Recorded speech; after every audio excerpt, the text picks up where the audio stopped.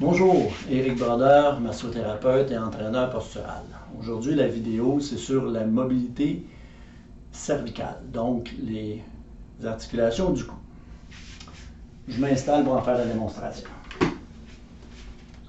Donc, afin de savoir si ce qu'on va faire fonctionne bien, vous devez faire un test de mobilité. En fait, on va faire 3 tests de mobilité. Donc, premièrement, vous amenez votre oreille vers l'épaule, en inclinaison latérale.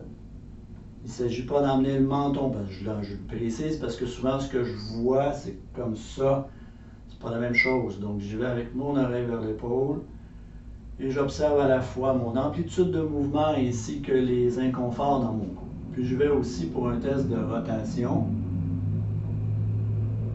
Tendez votre tête d'un côté puis de l'autre, puis vous observez votre amplitude de mouvement ainsi que les inconforts.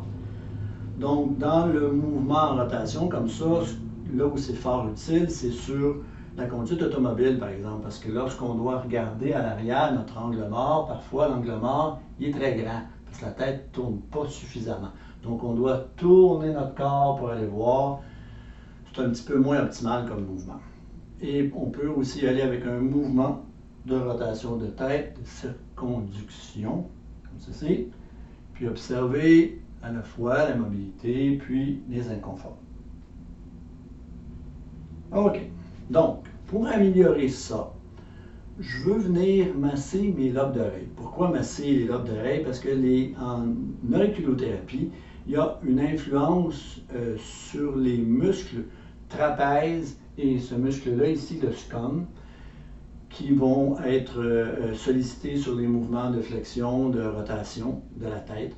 Donc, on s'en vient masser ces lobes d'oreille-là, plus précisément la région arrière qui correspond au muscle du cou.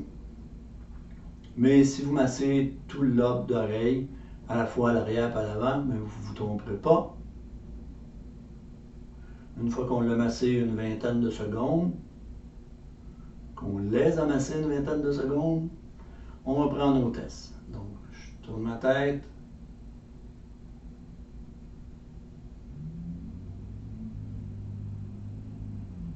Est-ce que j'ai une amélioration dans mon amplitude de mouvement ainsi que dans mes inconforts?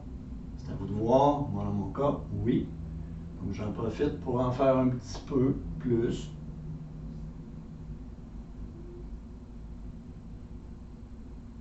Et puis, pour les inclinaisons latérales, est-ce que je vais plus loin? Est-ce que j'ai moins d'inconfort? C'est mon impression. Allez-y avec votre ressenti.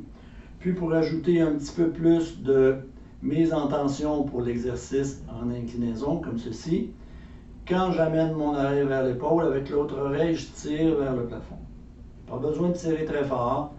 Vous allez sentir une augmentation de la mise en tension dans les muscles.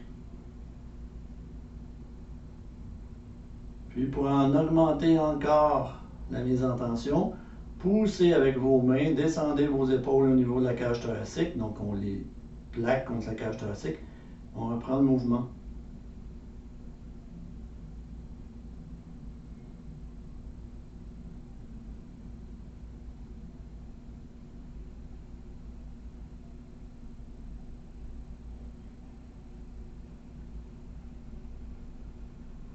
Et voilà. Puis reprenez les mouvements de rotation, observez si vous avez une amélioration dans le mouvement, en inclinaison.